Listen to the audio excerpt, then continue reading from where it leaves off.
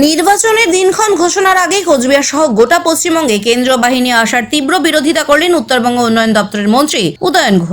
এদিন দিনহাটা 2 নম্বর ব্লকের সাহেবগঞ্জ ফুটবল খেলার মাঠে তৃণমূলের জনগর্জন সভার প্রস্তুতি কর্মী সভা থেকে কেন্দ্রীয় বাহিনী আসার তীব্র বিরোধিতা করে কেন্দ্র সরকারকে তীব্র ভর্ৎসনা করলেন মন্ত্রী উদয়ন। এদিন ভারতীয় সংবিধানের কথা উল্লেখ করে কেন্দ্র সরকারকে তীব্র ভর্ৎসনা করেন মন্ত্রী জানান, সংবিধান অনুসারে প্রত্যেকটি রাজ্যের আইন শৃঙ্খলা নিয়ন্ত্রণের দায়িত্ব সেই রাজ্যের প্রশাসনের। নির্বাচন কমিশন এখনো নির্বাচনের দিনক্ষণ ঘোষণা করেনি, অথচ তার আগেই একতরফাভাবে পশ্চিমবঙ্গ সহ প্রতিটি রাজ্যেই কেন্দ্রীয় বাহিনী পাঠিয়ে দিয়ে কেন্দ্র সরকার ভয় ভীতি প্রদর্শন করতে যাচ্ছে। মন্ত্রী আরো সংযোজন করেন, তারা সীমান্তে থাকেন, প্রতিনিয়ত কেন্দ্রীয় বাহিনীর চোখ রাঙানি উপেক্ষা করে তাদের চলাফেরা করতে হয়। তাই তারা যদি মনে করেন কেন্দ্রীয় বাহিনী আগাম পাঠিয়ে দিয়ে রুট মার্চ করে ভয় ভীতি প্রদর্শন করবে, তাহলে ভুল করছেন। পাশাপাশি এ ব্যাপারে কেন্দ্রীয় স্বরাষ্ট্র প্রতিমন্ত্রী নিশীথ প্রামাণিককেও কটাক্ষ করেন মন্ত্রী উদয়ন। উল্লেখ্য, লোকসভা নির্বাচনের দিন ঘোষণা না হলেও আজ কোচবিহারে এসে পৌঁছেছে 2 কোম্পানির কেন্দ্রীয় বাহিনী এবং আজ থেকেই তারা কোচবিহারের বিভিন্ন এলাকায় রুট মার্চ শুরু করবে। আর কেন্দ্রীয় বাহিনী এসে পৌঁছানোর কিছুক্ষণের মধ্যেই উদয়নের গলায় এমন সুর শুনে চর্চা রাজনৈতিক মহলে।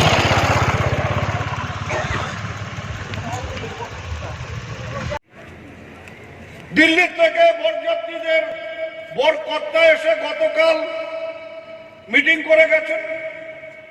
এর সাথে সাথে কেন্দ্রীয় বাহিনীও আসতে শুরু করেছে। একজন সাধারণ মানুষ হিসেবে আমার প্রশ্ন, যে এখনো নির্বাচন কমিশন নির্বাচন ঘোষণা করেনি, দিনক্ষণ ঘোষিত হয়নি, ভারতবর্ষের সংবিধান অনুযায়ী, ভারতবর্ষের আইন অনুযায়ী, ভারতবর্ষের বিভিন্ন রাজ্যের আইন শৃঙ্খলার দায়িত্ব হচ্ছে সেই রাজ্যের সরকারের।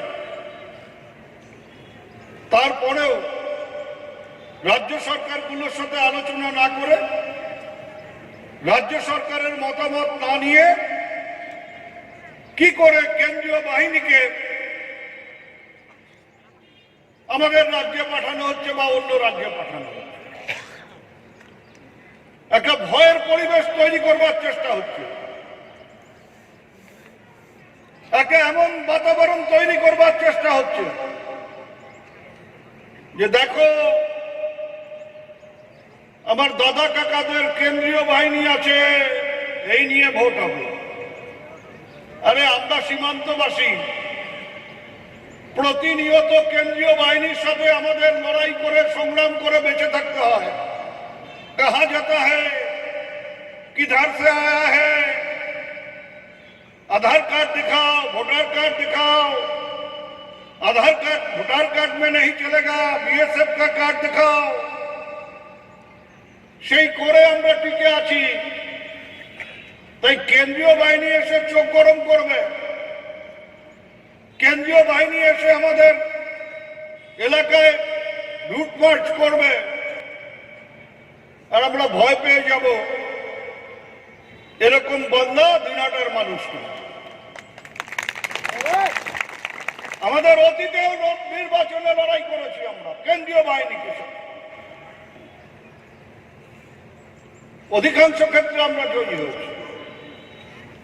গত পঞ্চায়েত নির্বাচনও কেন্দ্রীয় বাহিনীর উপস্থিতিতে হয়েছে। তারপরেও দিনহাটায়